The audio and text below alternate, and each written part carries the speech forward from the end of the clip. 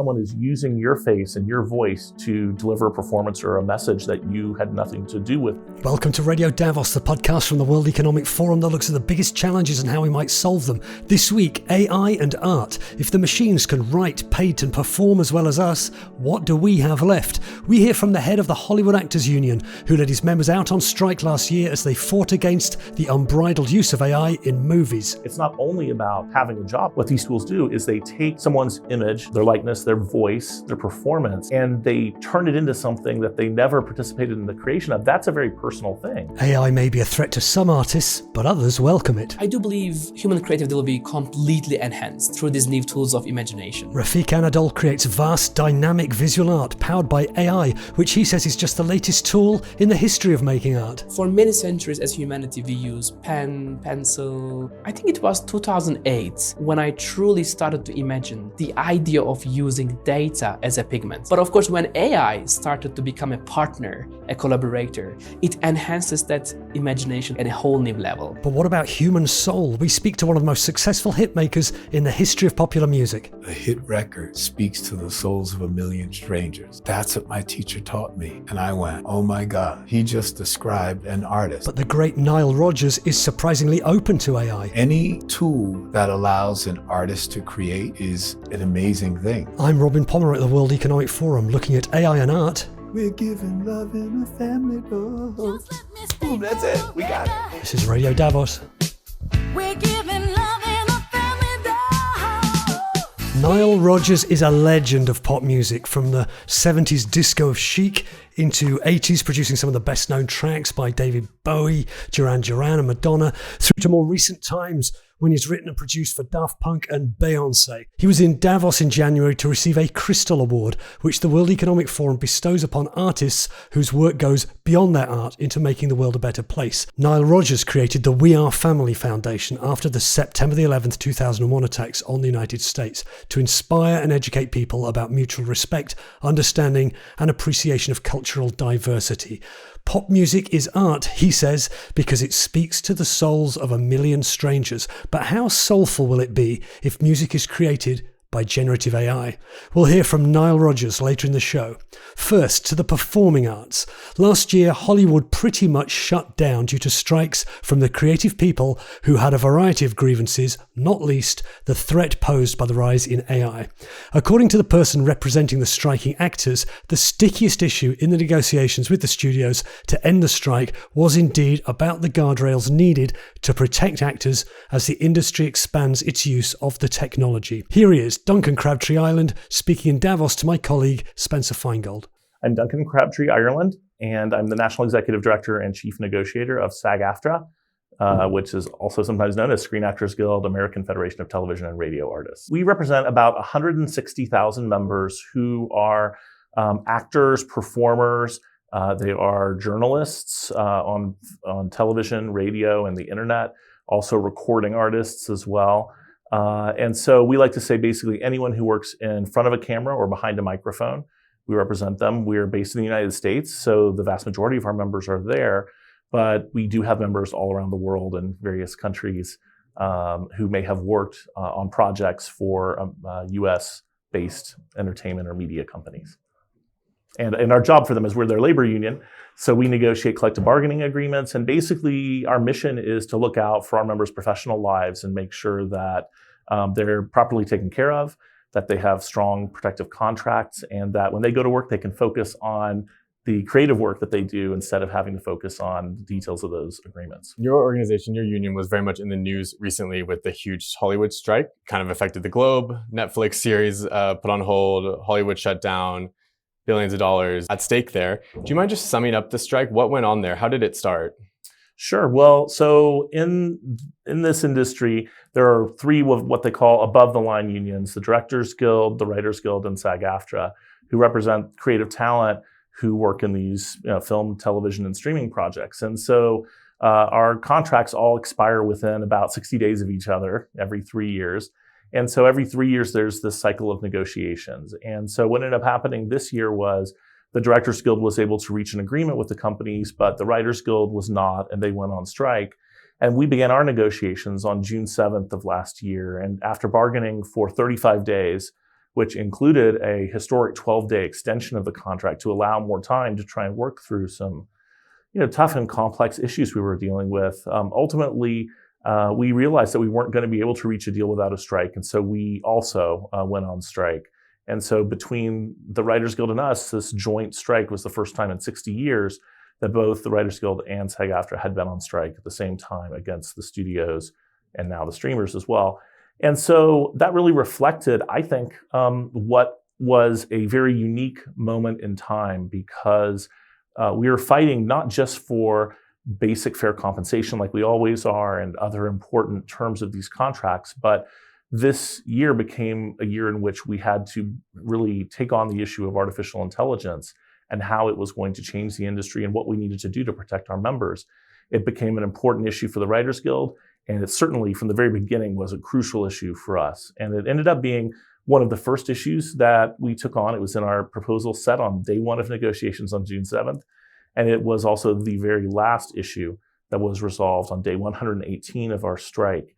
So it really represented one of the most complicated and difficult pieces to negotiate of this already very complicated deal. Were you surprised that AI became such a big sticking point in negotiations? Did you see that coming? I saw it coming. I think we all saw it coming. We knew it was going to be super important for our members. Every year we go to a trade show in the US called CES, which is otherwise known as the Consumer Electronics Show. This is a place that we have over the last 2 decades used as a way to sort of see a little bit around the curve and kind of know what's coming. So because of our involvement there, we really started focusing on AI and the potential of generative AI a number of years ago. And of course, it really took off in the last 18 to 24 months. So when we started this negotiation in June of last year, we knew that AI was going to be a big issue. We had an extensive proposal on AI. What we didn't know was that the companies would be so insistent on refusing to agree to what we thought were really reasonable proposals. We came into this not looking to ban AI.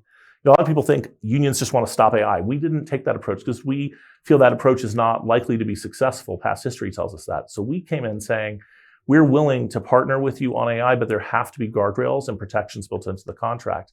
And it ended up being very difficult to get the studios or streamers to really agree to the kinds of protections we needed.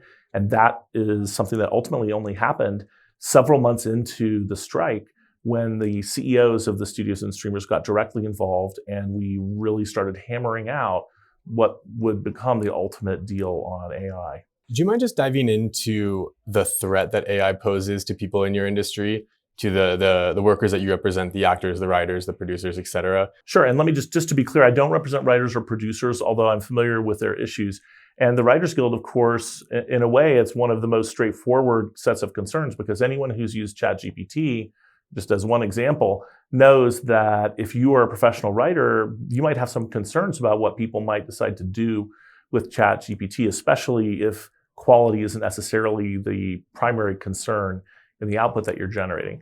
So that was a concern for the writers. For SAG-AFTRA and for our members, primarily actors in this case, the concern was there's already AI being used to digitally replicate actors. It's something people may not realize, but they might be familiar with.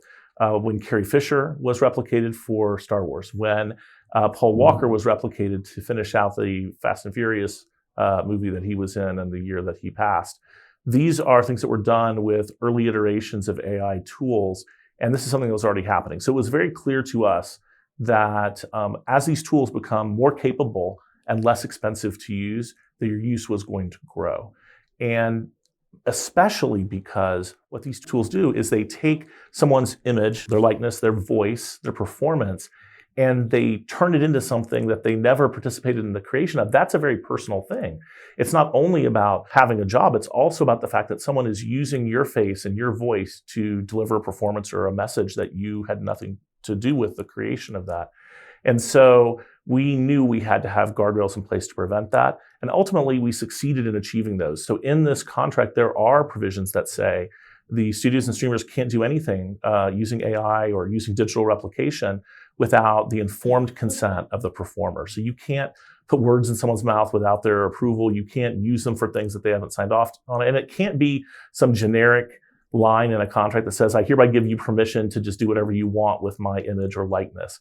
It has to be specific, detailed information about the intended use. And that was a big part of the fight we have, because that constrains what the studios and streamers can do, but it had to be constrained in that way. Otherwise, as our members are considering being involved in this industry, they cannot give up their right to say what's going to be done with their image, their voice, and their performance. I'm curious too. I mean, AI, like you said, your union had seen it coming, had developed kind of a strategy. But I think for most people, the development of AI has been at like almost lightning speed. Like in the last year, it's just developed so fast. Amongst your members, did you kind of have to educate them on what this means to them, what AI means to the industry? Absolutely. I mean, that's an ongoing process, I think, because when people think about AI, they have a certain image in their mind. For a lot of people, it's Terminators or Skynet or whatever. And even for professionals working in this industry, if they haven't had the opportunity to really educate themselves about what these tools do, how generative AI in particular might be used and won't be used, that becomes something that can spark a level of fear that can almost be paralyzing. And so a certain degree of fear is valuable. It helps us avoid danger. It helps us make the right choices in difficult situations. But an excessive amount of fear can actually be harmful to us and prevent us from taking the action we need to take to protect ourselves. That's where we have to navigate that. And we have to make sure that our members have had the chance to inform themselves so that they can make really solid decisions about how to address AI. And in the case of this negotiation, our negotiating committee, our national board, unanimously endorsed what was ultimately negotiated in this process. And then we had a very robust discussion with our members that lasted over 3 weeks. And at the end of that, about 80% of our members voted in favor of this agreement, giving it, I think, a resounding sense of approval in its strategic approach to how we deal with AI. Were you surprised by that unity ultimately that came together? No, I mean, we had extraordinary unity throughout the strike. I think the AI issue is the most complicated and difficult issue of all of the complicated and difficult issues in this deal. So ultimately, I felt confident that there would be a sizable majority of our members who would be on board with it. But I think it's important to recognize that there's also a sizable minority who do have issues with it. And that 20%, some of those people really want us to just try to block AI. And I understand the sentiment, but I also believe very firmly that strategically that's the wrong approach, that trying to block the adoption of this technology will essentially mean that we walk away from our opportunity to channel its direction. And that blocking technology has never proved to be effective, and I don't think it'll prove to be effective here. Curious, do you think, I mean, it seems a bit like AI is kind of an unstoppable technological wave that's coming. Do you think there'll be more issues down the road? Is this a very much unsettled issue, AI in entertainment? Absolutely. I think it's very clear that the capability of AI is going to evolve. The desire of companies and how they want to use AI is also going to evolve. And our contractual protections and provisions are also going to evolve. But I'm very confident that the protections we have in place now will serve us well during the course of this contract. We will be renegotiating this deal in less than 2.5 years from now. And at that time, we'll have the benefit of seeing what's happened over that time period. Part of this agreement is that we are entitled to have meetings every 6 months with all of the companies to find out what they're doing in AI in general, and also specifically with generative AI. And so having had those meetings by that time, I think we'll be in a really strong position to make sure that we're channeling our efforts in the right direction. But I think ultimately, again, if we put all of our power and force into trying to block AI in what would ultimately be an unsuccessful effort, we then will have given up the chance to really nudge it in the right direction. And I do think putting guardrails up and pushing AI into the right kind of implementation is how we can ultimately see a human-centered use of AI in the entertainment industry instead of something that's dehumanizing or devaluing of creative talent. Yeah, I mean, I guess like you said, like a perfect example of that would be using a famous movie star's likeness, scanning that without any of their involvement. Are there any other kind of like big red flags, uses of AI you can think of or explain? Well, maybe I can just adjust that one a little bit, because in the past, yes, it would have been probably a big famous movie star who'd be likely be used. But I think as this technology has become less expensive and more readily available, actually our concern is not limited to high profile SAG-AFTRA members. Really, any SAG-AFTRA member could have their image likeness, voice, or performance misused. And so we're focused on the breadth of our membership in this area. And so I think that is a definite reality. I think the other area of concern, there's several, but one of them is how to fairly compensate people when a digital replica of them is used to create something. The formula that we've settled on largely in this contract is determining what an equivalent amount of work time would have taken to create that same amount of work and then paying on that basis. There are other models that could work as well. So it remains to be seen what will become ultimately the dominant model in the industry. The one that's in our contract is that one for replicas that are created as part of a creation of a project. The other thing that I think is going to be interesting, less so during the term of this contract, probably more so in maybe the next term, is how generative AI is used and if it is going to be used to create fully synthetic performers or performances. Because it's one thing to scan a performer, maybe train an AI using that particular performer's past performances and then create a performance that reflects them. It's another thing to take a generative AI system and train it with thousands or tens of thousands of performers and then have it create a so-called new performer who then doesn't have a corresponding human being. What does that mean?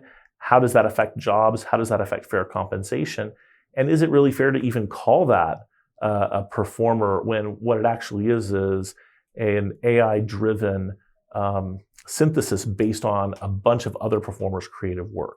So there's as you know, there's a whole battle going on now over training AI systems and where rights ought to land in that regard. And I think for our members' viewpoint and my personal viewpoint is anytime creative output like that is used to train an AI system, those creative artists, writers, actors, whomever, deserve to be compensated for that.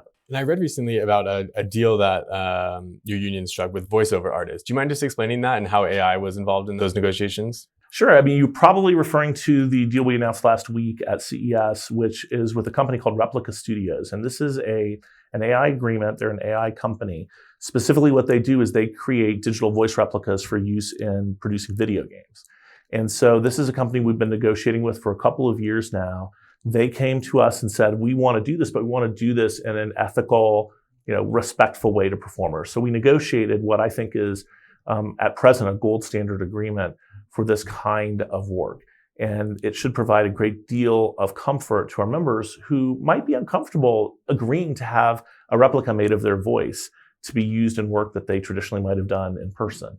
And so this agreement contains a number of limitations. It's every aspect of this agreement is equal to the deal we made with the studios and streamers or better.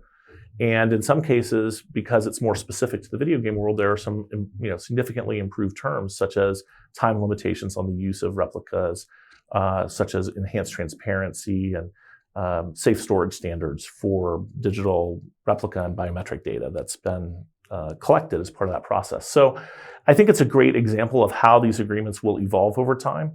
And I expect there to be further evolution even from this agreement as time goes on and we continue to negotiate new agreements for AI in all the different industries where our members work. Duncan Crabtree, Ireland National Executive Director and Chief Negotiator of the Hollywood Actors Union, SAG-AFTRA, speaking in Davos to my colleague Spencer Feingold.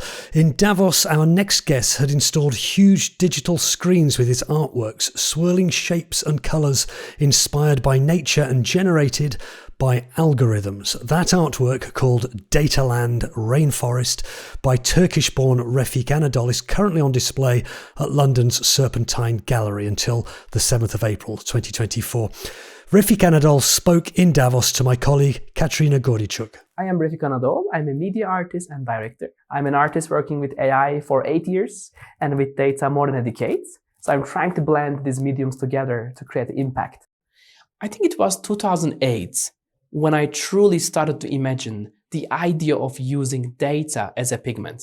And over the years, I never ever felt that I'm done with the idea of using information around us as a pigment. But of course, when AI started to become a partner, a collaborator, it enhances that imagination to a whole new level. For example, I have been truly immersed and inspired by nature. I think nature is the most intelligent thing we have, and we have to preserve it. We have to understand it. And last several years, I'm explicitly imagining nature in a new way. It's not so different than like artist Monet when he imagines like atmosphere or water lilies. I have a chance to work with AI to imagine nature through this new perspective. And there's so much ways of understanding nature when it comes to working with data and AI. Nature is a multi-sensory environment. Refik, I read that you're using in your project nature's inherent intelligence. What does it mean for you to use this intelligence, and do we use it often in our daily lives as people? So when we think at the moment, majority of AI research focused on human intelligence, specifically reasoning. But I think these AI models, unfortunately, doesn't know nature explicitly. And it was just like an aha moment that perhaps there was a rush for something and we missed the most intelligent thing that we have, nature. So in my practice last several years, truly demystify how we can represent the beauty, the intelligence of nature. I think what you demonstrate with this project is that despite fears about AI, it can be used for good and help bring back to communities. Why is this such an important message for you to deliver? So my most important message to deliver about AI is to be sure that it is a mirror, and AI will exactly reflect who we are. So it's not about AI, it's about humanity. But the same technology, I do believe, can be used to create possibilities, can be used to solve certain problems. And as a hopeful mind, I do believe that we can bring inspiration, joy, and hope for humanity by using AI. How do you see AI enhancing human creativity in the future, in the years to come? I do believe human creativity will be completely enhanced through these new tools of imagination. But again, I see AI as a collaborator. I do not believe AI is the only creator. I believe true human mission collaboration. And in that reality, I see so much possibilities. And again, as an artist, I may not be able to draw very well, but I know how to use a thinking brush. I know that this brush will never forget the images of Amazonian flowers or the patterns of landscapes of rainforest. This type of art making also starts with tool making. Like in this context, let's think about a traditional painting situation. Most likely the brush, the pigment, and the canvas is every day the same, but the ideas are changing, right? In this context, every morning, a new brush, a new pigment, a new canvas appears. So it brings us infinite possibilities when you think about mission intelligence as a collaborator. And it has so much possibilities. For many centuries as humanity, we use pen, pencil, printing press, and of course when technology evolved into first of all, as an artist, I was so fortunate to witness internet, Web 1, Web 2, Web 3, AI, quantum computation. First of all, it's an incredible place to be alive. Like in the past centuries, artists have been barely seeing innovation in the life to get inspired. And we are now surrounded by all this every day new innovation and discoveries. I think it's incredible to be alive at this moment. But embracing this, understanding this is also important. So I think it's artist's role to translate what's going on and where we are going. Refik Anadol putting the case for using artificial intelligence to create art. So we've looked at movies and TV and at visual art. What about music? With the global hit Get Lucky, Nile Rodgers collaborated with robots, the band Daft Punk. But of course, there were humans under the robot suits, and while digital technology has been a big part of music for decades, the rise of generative AI could mean we're in for some really big changes. So what does this veteran of the pop charts, who's been making hits for more than half a century, think of using artificial intelligence to make music? It was my huge pleasure to sit down with Nile Rodgers in Davos, and for any listeners out there thinking they don't know him, they really do. With legendary bass player Bernard Edwards, he founded disco band Chic in the 1970s, whose funky rhythms formed the basis for early hip-hop. He produced and played on David Bowie's Let's Dance and Madonna's Like a Virgin in the 80s. Just last year, he received a Lifetime Achievement Award at the Grammys and, on the same evening, won another for Best R&B Song for Beyoncé's Cuff It. If anyone knows anything about the soul of music, its inherent humanity, it could be him.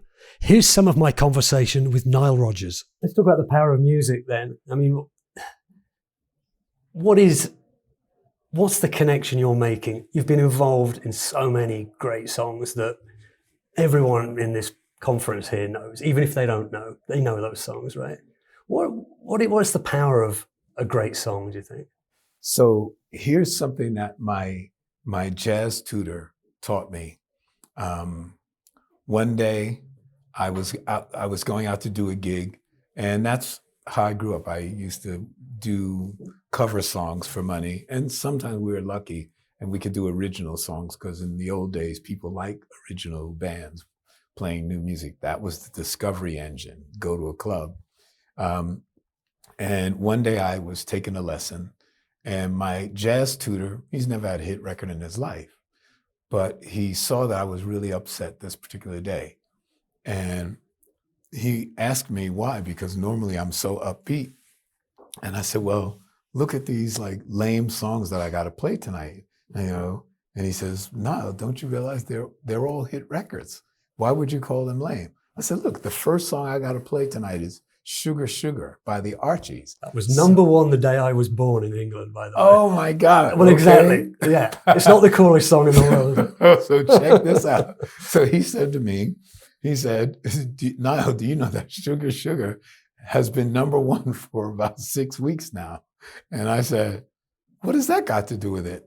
He says, Sugar Sugar is a great composition.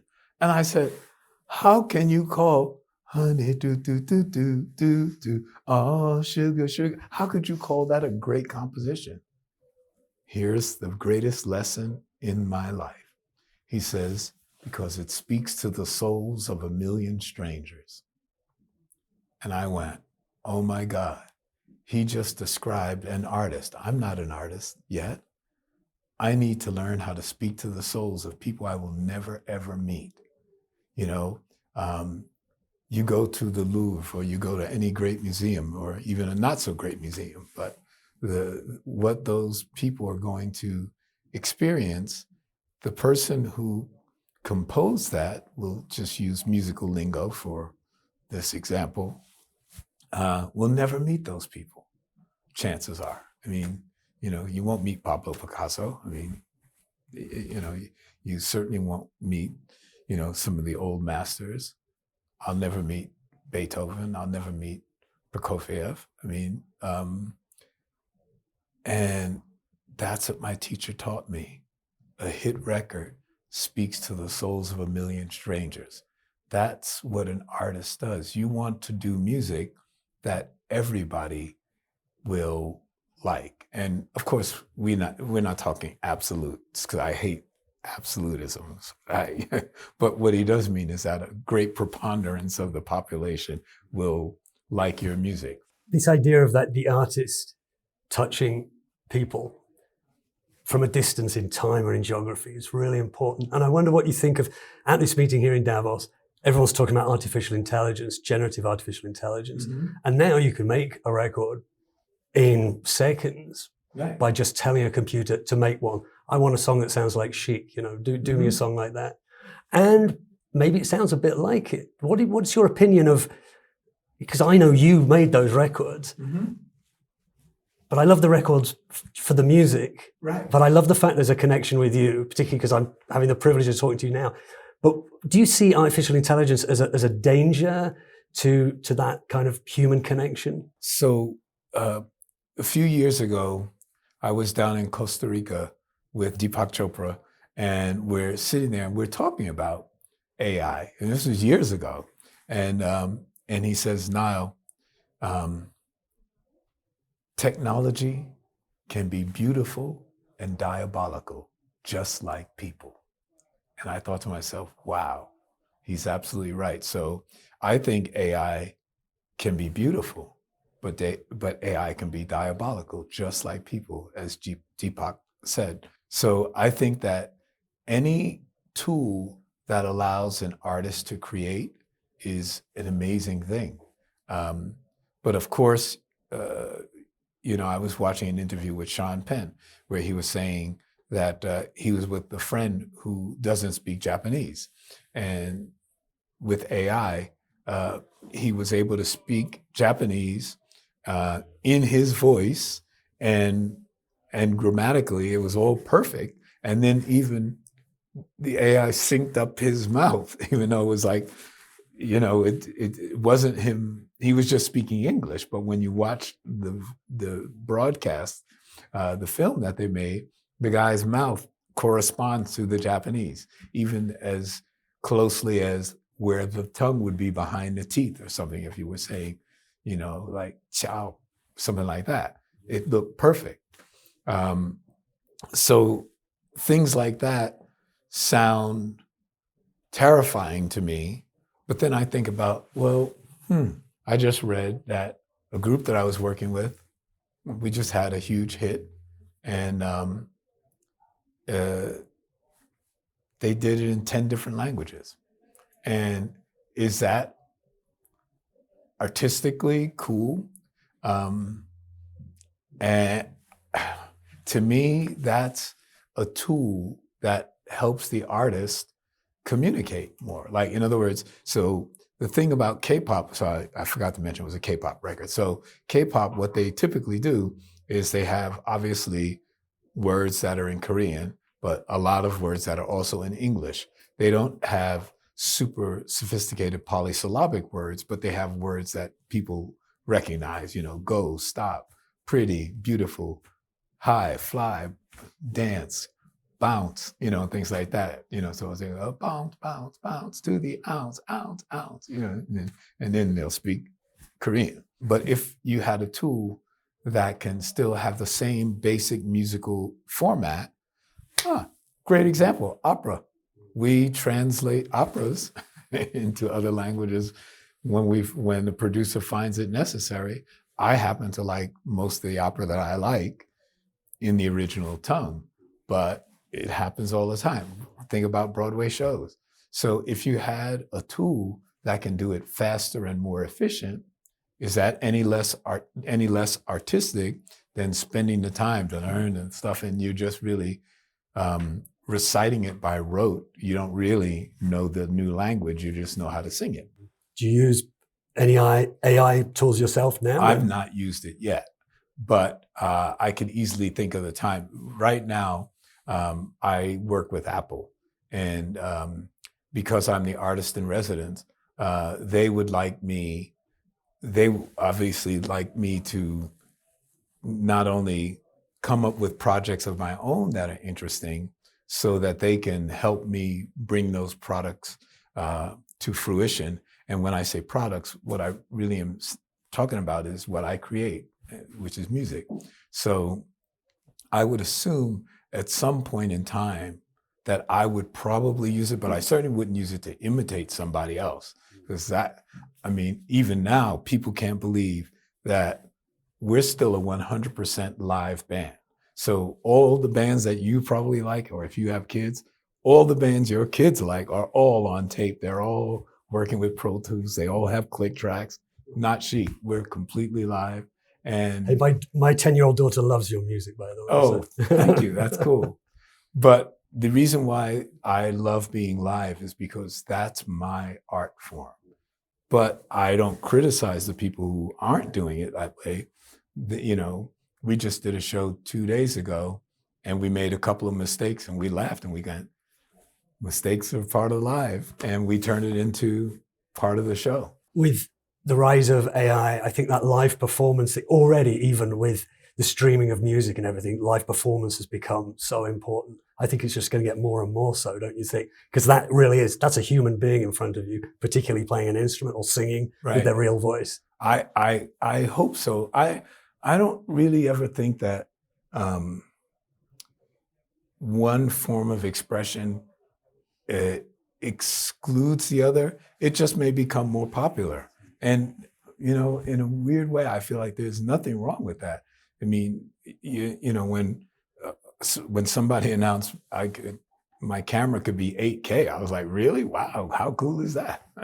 When I first started out, my little camera was like the cheapest.